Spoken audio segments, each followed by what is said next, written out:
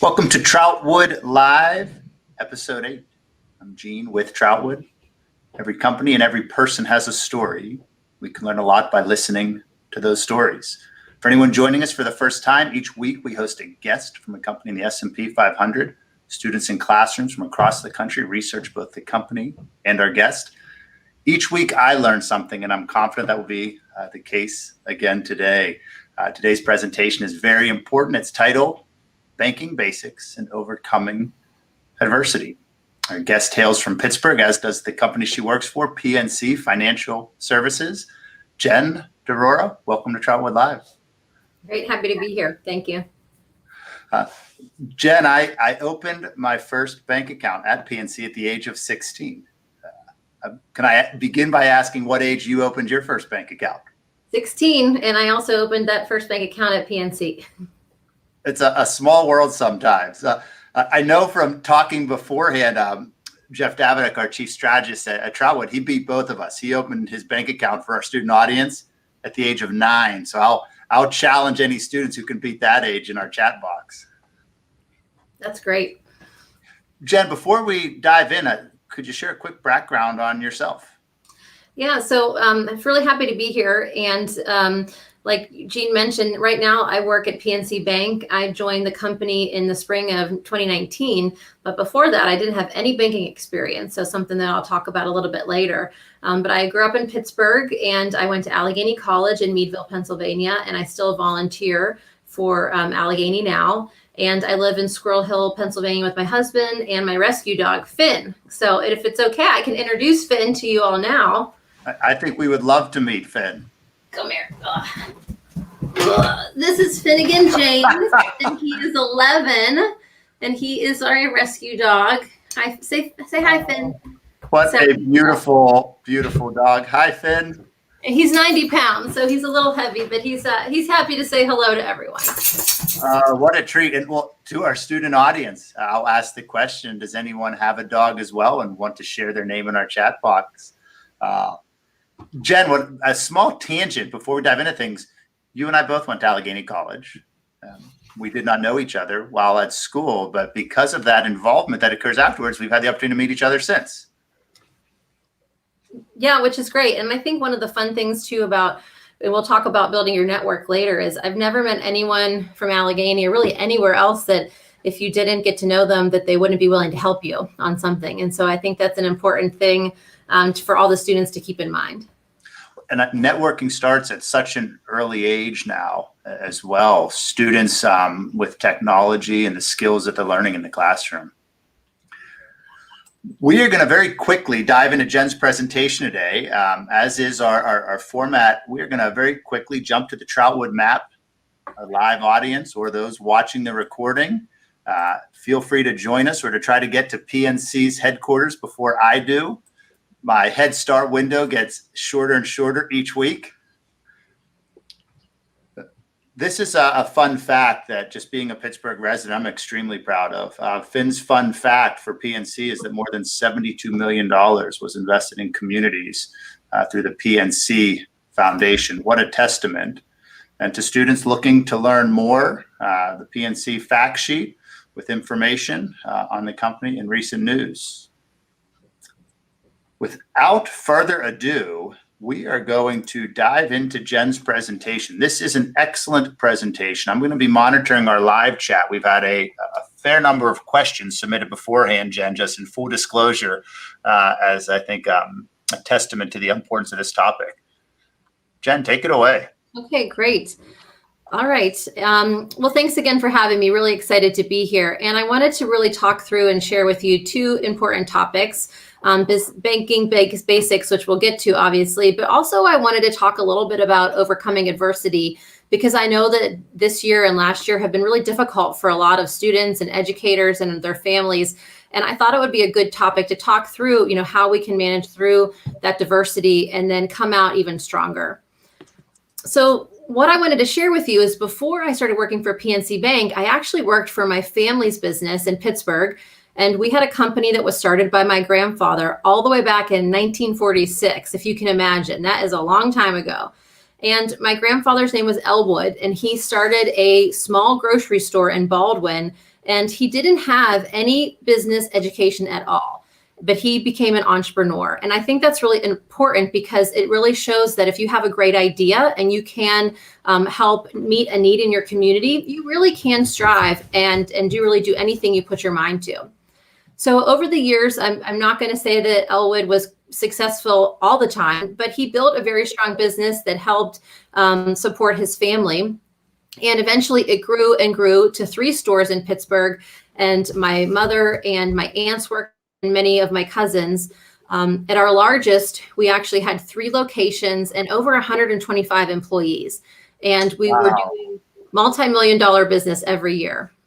Jenn, it started with one person and grew to 125 employees. Yes. And we had employees that worked with our company for over 40 years. So it wasn't just a place where you would work for a short time and move on. Everyone that worked with us was really part of the family. Can I ask where in Pittsburgh was the market, or the first market? The first one was in Baldwin, PA, so a suburb right outside of the city of Pittsburgh. And then it grew slowly. In the 70s, we opened up a location in Monroeville, which is east of the city. And then in 2008, actually, the week that the stock market crashed, we opened up a 3rd location in Cranberry Township, which is north of the city. I don't want to steal from maybe the future of your presentation, but can I ask what the emotion was opening a 3rd location right in the midst of the financial crisis? Well, we were, of course, elated, and that's the 3rd location in the picture with the tent there, and had worked really hard to open up that location. And then as much planning as you can do for your business, sometimes unforeseen things happen. We didn't expect that stock market crash to happen, and then it really had a really difficult impact on our business that we had to quickly pivot and make changes to be able to keep going. So it was an unfortunate timing, I would say that, but definitely a lot of learnings. That is such an important message. When I engage in classrooms, I feel that there's a pressure for students to, be perfect, to know what's going to happen next, even when they haven't taken that step. Overcoming adversity. What an important topic. Yeah. And I want to get to a little bit of the adversity piece. Unfortunately, in 2018, we had to make the decision to close the company. And it was very, very difficult. And you can see in this picture on the far left, there's, my mom and my aunts, and then my grandmother, who a lot of the things we sold in the store were her recipes, some of the fresh produce that we sold, and then, my grandfather again. But we were in business for 71 years, which is really remarkable if you think about it. So while it wasn't the outcome we had hoped, we would, of course, want to keep going. We're really proud of what we were able to accomplish and what we were able to achieve, in Pittsburgh, and the way that we were able to set our employees up for success as they moved on to their next journey. That's a great story. Yeah. And so one of the ways that I thought would be important to think about, again, because we all manage through stress, or we might have unforeseen things that happened. Like, I certainly didn't want to have to go through and help close my family business. I would rather that we would have been able to continue. But once we made that decision, it was important to think about, how can I get through this adversity? And so maybe some of the students on this presentation might be thinking, they might be dealing with stressors of themselves, or thinking, how do I get through this very difficult time? And so some things I would share with you would be to connect with your support system often. And that could be maybe your family members or loved ones. It could be your friends, maybe a teacher, or it could be a professional counselor. And I just want to share with everyone, I did engage with a professional counselor for several months because, managing through the closing of the business was very difficult, and it was very sad, and it was painful. And I really needed that help of someone to help me talk through all of the feelings that I was having, and help me manage through those so that I could, get to that other side of that difficult time. Another thing that I got to do was to think creatively about my skill set. A lot of times when the thing that we love the most is suddenly taken away, we think, gosh, I can never do anything else. And maybe that applies to a sport you play, or maybe if you're in the arts. But we can think creatively about our skill set and how we can actually transfer those skills into new opportunities. And then the next piece is really thinking about our network. And you might be thinking, well, gosh, I don't have a network. Like, I don't have that. But we all have a network. It's the people that we know and the people that they know.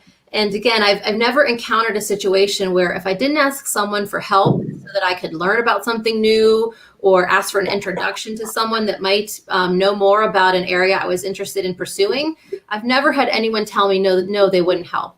And so it doesn't matter what age you are, you can start to build that network and start to learn new things and meet new people. And I would also share to be open to new ideas and adventures.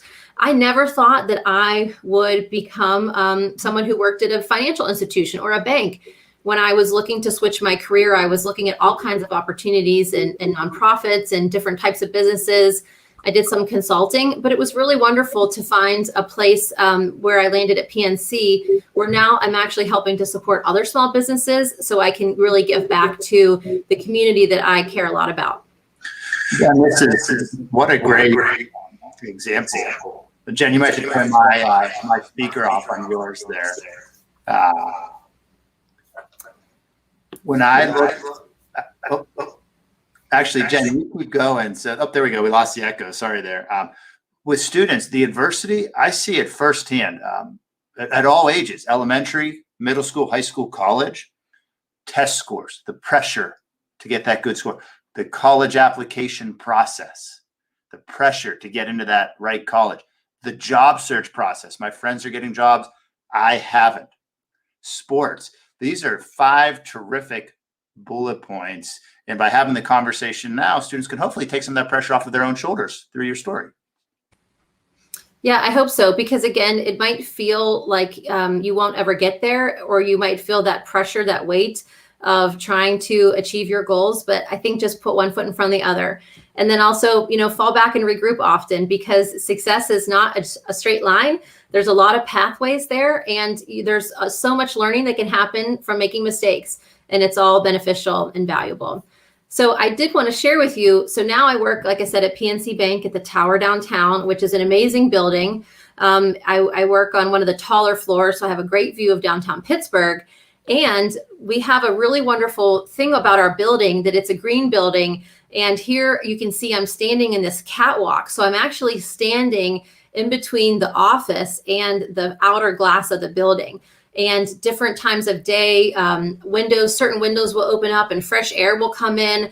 And the building is kind of almost alive. It really reacts to how many people are in the building and the water that we're using. And it's very focused on how we can reduce energy and be better stewards of the environment. So this picture was taken very high up. I'm not afraid of heights, but it was a little unnerving to be that high up in the sky, but a really great opportunity to work at such an incredible building downtown. Well, now maybe I've been in that building, and it is magnificent. If not, it's an immaculate building. I encourage students, if they're ever downtown, just to look up at it. What floor? You said a high floor. What floor do you work on? As I look at that picture, I'm on the 25th floor, but there's 30 some floors. Yeah. Wow, that's a great picture. Well, it's a time maybe to think about going through some of our our banking basics. I think it'd be a good time to transition to that. And what I thought I might start out with is some myth busters, because I know we've all heard, crazy stories about, what things we can and cannot do when we think about banking. And so I picked a couple up and I wanted to share them with you.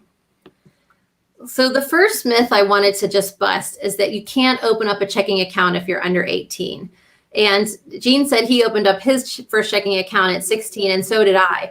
And it is true that you would most likely need a parent or caregiver to open up the account with you if you're under 18. But I would definitely encourage you to go ahead and open up that account. And I actually have something to show you here. It's my first passbook savings account from when I did open up an account actually with my grandparents. And so it was a way for me to save money even as a person who was under 18. So your age does not stop you from opening up a bank account. Next, you might have heard, well, gosh, I don't really even make enough money to need a bank account. And I would say that regardless of your job, or maybe you babysit, or you might make money from shoveling snow in your neighborhood, you definitely need a bank account, because it's a great place to house your money versus just having cash that you might lose your cash, you might misplace it, something might happen. And then it's all in one place for you at the bank. And then also you can take advantage of some great digital tools that we'll talk about soon. Everyone should have their own bank account. I thought this one was a really fun one. Banks charge you every time you visit a branch. And that's not true. The branches are there for you to go and to visit, and you can deposit money at a branch. You can remove money from your bank account at a branch. You could use a branch to open up an account, or even go there if you have questions that you might want to talk with someone about what your options might be. But if you just go into the bank to talk with someone or to make a transaction, you definitely are not charged for those activities. So this is a great myth. There's no banks in my neighborhood, so I can't open up a banking account. Well, if there's no branches in your neighborhood, that's okay, because now many banks offer the opportunity to open an account online. And so as long as you have a computer or even access to your cell phone, a lot of banks will give you the opportunity to open that checking account right online. You don't even have to go into the branch to do that. What you'll do is you'll go through the entire process over the internet, and then you'll be mailed some information to your home. And then I thought the last kind of fun myth buster, and this one's maybe like a trick question. Banks will charge you for taking money out of an ATM. And this could be true because we know, depending on which bank you choose to bank with, they have ATMs that they work with. And if you take money out of those ATMs, you won't be charged. Sometimes there are partner ATMs where many banks use the same network. And so oftentimes you can use those ATMs safely and not get charged. But from time to time, you might encounter like a private ATM, and there will be a disclosure on the screen that would say, if you proceed with this transaction, you'll most likely get charged a fee. Sometimes it might be $1 or $50. It could be up to $3. And then sometimes your bank might charge you too. So it's important to have awareness about what type of ATMs you are using to withdraw money. But depending on where you live and which bank you choose, there are more and more available ATMs than ever before. And again, you can use the ATM not just to withdraw money, but you can also make deposits of cash or check using the ATM. So those were some of my favorite myths that I thought would be fun to bust here today. Jen, thank you. Those are very, I don't want to interrupt your presentation. We have some questions, but do you want to keep going, or should we pause sure. with some questions? Yeah, I'll go through this next piece because perhaps some of those questions could be answered, or there might be new ones. Excellent. So I wanted to talk through just some basic banking essentials. Again, I believe that everyone should have a banking account, no matter how much money you make or how young you are. It's really important to get started and choose a financial institution that you think would be a good partner for you.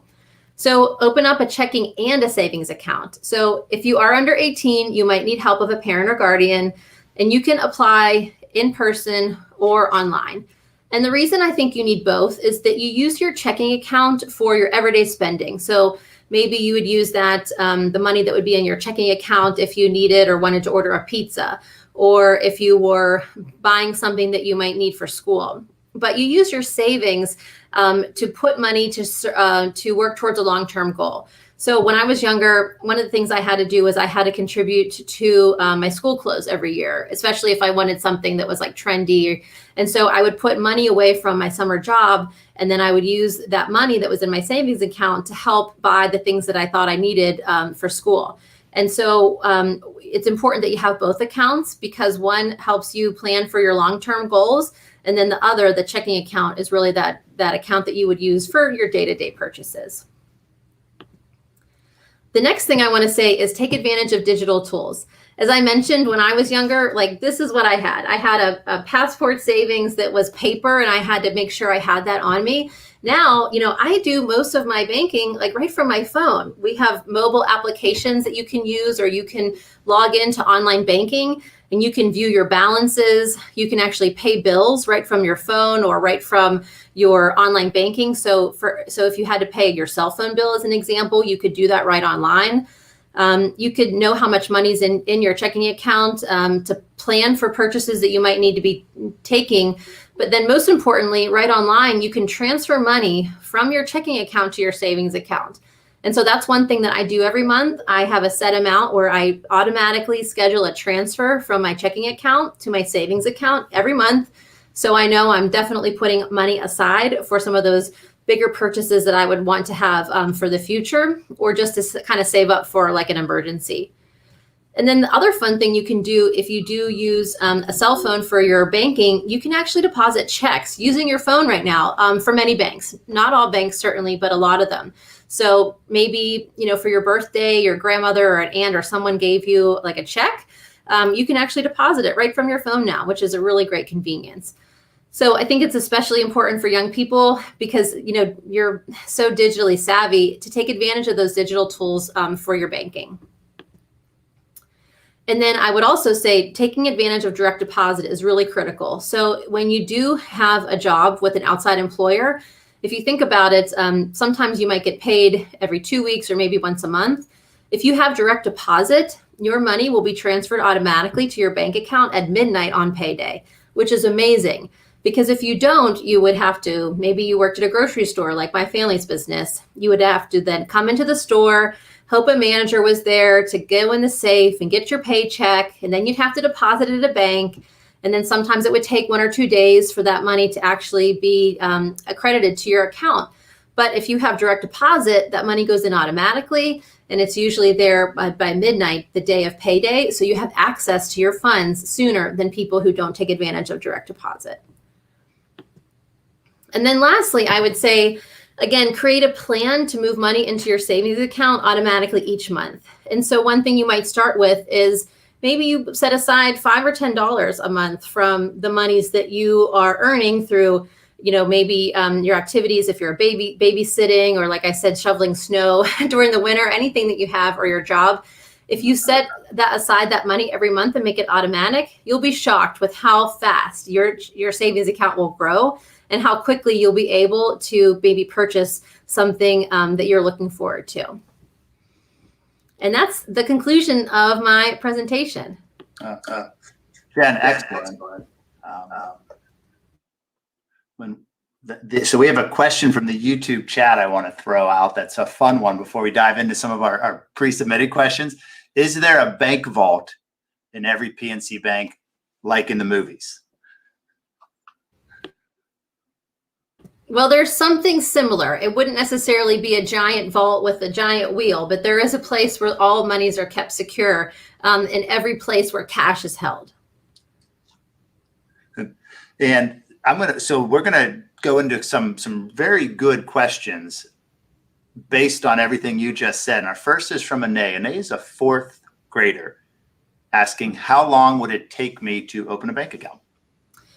Well, it should happen relatively quickly. So if you decided to go to a branch with a caregiver, all you would need is to go with that individual, and they would have their license with them, and you would fill out some paperwork, and you would open up that account really that day. It might take as little as 30 minutes, or it could take maybe an hour. And the same thing, if you decided to open your account online, you would be able to have access to that account immediately. However, you would still have to fund that account separately, and you'd have to wait until your debit card arrived in your mail. So it's really, really quick and easy. And Jenn, for the students that are under 18, their mom, their dad, their guardian would need to be beside them for that process. That's correct. Mm-hmm. Yeah. And is it okay if maybe I'm keeping my money in a piggy bank, that I just take my piggy bank to the bank? Yep. Anything you have. You can bring it, coins, dollar bills, a check, anything would work. That leads into our next question from Herman. Herman is the youngest grade level. We've seen a question populated from a 1st grader asking, is there a minimum amount to open my checking account? That's a great question. And I would say that most banks would have a minimum amount of about $25. So if you're not there yet, I would say keep saving up until you get to that $25 mark for an account for a young person. Or maybe you could ask for a little bit of help if you have a birthday or some kind of celebration coming up, and tell people, I'm thinking about opening up a checking account, and maybe instead of a new set of Legos or something, you would get some money for your checking account. And Herman, maybe some chores around the house always help too. That's true. We have a question from Pratt Touche, who's a 5th grader, asking, is it better to have a savings account or an investing account, a stock market? So, Jenn, maybe what the difference between savings and investing is. I think that's a common maybe misconception that if I open a savings account, it's the same thing as if I open an investing account. They're two different things. Is that a fair summary? Right. And I think, the savings account, I use my savings account for more short-term things that I need to purchase. But my investment account is something that I use for more long-term that I would be saving for retirement. So they're different vehicles in that they operate differently. And eventually you would want to have both, but I would start with the savings account when I was just getting started. Pratt Touche, that's an excellent question. Another question from Vive Shen. Can we as individuals invest in PNC? And that's a fifth grade question. That's a great question. And as far as I know, any individual can purchase stock for any company that is publicly traded. Just doing that, probably you'd have to do it with your parent or guardian because of your age, I would imagine. But it would be a great activity to research companies that you're interested in and then make a plan for how you might purchase that stock. No. Jenn, so if I open a banking account, if I'm so inspired by this episode and I say, Mom, Dad, let's go open a bank account, what does the bank do with my money? Where does my money go after I take my piggy bank and put it on the desk? That's a great question, because I think some people might think, oh, the bank takes my money and uses it for other things. And your money that you deposit in your bank account will always be there and available for you, because there is actually a regulation where it's guaranteed that it's there for you up to certain amounts. And so what happens is that all of the monies are collected, and they could be used for other purposes, but you will always have access to your funds. They will always be there for you. No one at the bank would be able to misappropriate your funds and use them for something that would not give you access to them. That's a really important conversation. The statistics show roughly 25% of Americans are unbanked, which means they don't have an account, or underbanked. They feel uninformed, or maybe that they're not prepared to take this step. What advice would you give to that population that maybe is nervous about taking that step to open a bank account? Well, I think one of the great things that have happened now that we have mostly have access to the internet is that there's a lot of good information on every bank's website with information and tutorials about banking and how to get started. But it's really important that we all have a bank account, because sometimes companies or businesses that you might be wanting to purchase things from, they might not accept cash anymore. Or also, I think just for safety and knowing that you have access to the monies that you need at any moment in time through your debit card. So if you don't have a bank account, if you fall into that category, I would start doing research and find the bank that you would like to work with, and then get that account opened. Jenn, throughout your presentation, a very interesting circle was formed. You began working at a small business. I could sense the pride in your voice as you were sharing that story. Faced some adversity, and it took you a new path. But your new path, you had mentioned that you work with small businesses. So it sounds like you were able to kind of continue that passion of the small business side of your lifestyle. Yes. And so one of the things I do now is the group I work with is trying to think about how we can improve the experience for small business owners.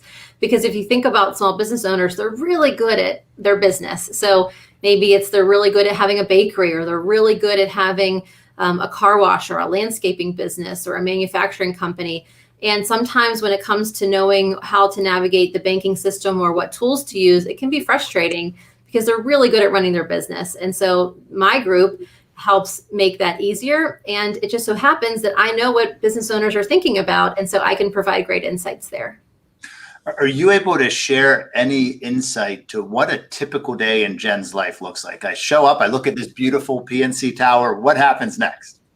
Well, there's always a lot of great meetings to work with different partners across the bank, because we want to be more holistic and not very siloed. So making sure that we understand what other groups are working towards. And most importantly, throughout every day, it's about putting our customers first. One of the things that I work through now is, like I mentioned, trying to improve those experiences for our business owners. And so often that takes a lot of different types of work, whether it's communications out with stakeholders, research. There's a lot of different parts and pieces to that until we get to actually, deploy that improvement to our customers. That you said something very important, Jenn, and we hear from a lot of future entrepreneurs, business, put your customer first. Mm-hmm. That is a cardinal rule in business. One of the questions that we get a lot as well is the small businesses, number of small businesses an organization works with. I would speculate that number is probably almost impossible to quantify for PNC. Well, I think I looked at some data from the SBA, and there are millions of small businesses across the country, and it could be anything from a food truck to, all the way up to the manufacturing company that makes your favorite bike shorts. And so the great thing is that most of the businesses in America are small businesses that are doing things in our neighborhoods. And that's why it's really, really important that we take time out to support those local businesses when we can, whether it's a coffee shop or maybe it is the bike store. It's really important that we get out in the community and help support those businesses. And great. And we saw your question come across on what advice would you give people on opening a bank account? Jen, I would say just do it. I don't know if you would add anything. Get started. Yeah, there you go. Great. And just do it. Jen, a final question as we hit just about the end of our time here. If I want to join you, if I want to one day work with Jen, or if I'm inspired to explore the careers on PNC's website, do I have to major in finance? Is that the only way I can one day get a job at a company like PNC? Absolutely not. I mean, I happen to major in economics, so it's a little closer to finance, but now many of the banks are just as much of a technology company as they are a bank because of the way that we are doing things online and with mobile technologies and for security, et cetera. So you can have any number of majors and be successful at many banks. There are positions in communications and marketing and technology, coding. It's really wonderful because there's a wide variety of ways for people to get involved regardless of their educational background. Students and educators, I just heard Jen rattle off half a dozen possible areas of study, and the topic of adversity ties in really well there. So be open-minded. Jen, I'd like to give you, given the audience we have here, young minds across the country, what wisdom, what kind of parting ways, if you were to share a single piece of advice for, a student-based audience? Well, we talked about just opening that bank account. So that's number one, but number two is to pay yourself first and to think about setting that money aside. Again, it could be $5 a month, $10 a month, but put that money aside for you so that you can feel really great about when it's time to make an important purchase or save up for school, that you'll have that money ready for you and you'll be really proud that you did it. Students, educators, fireworks, that is great advice. If you pay yourself first, if you save first, that will reduce something called financial stress. Yep. Jen, on behalf of everyone watching, on behalf of Troutwood, thank you so much to everyone tuning in. Thank you for watching Troutwood Live. Thank you for participating. Thank you.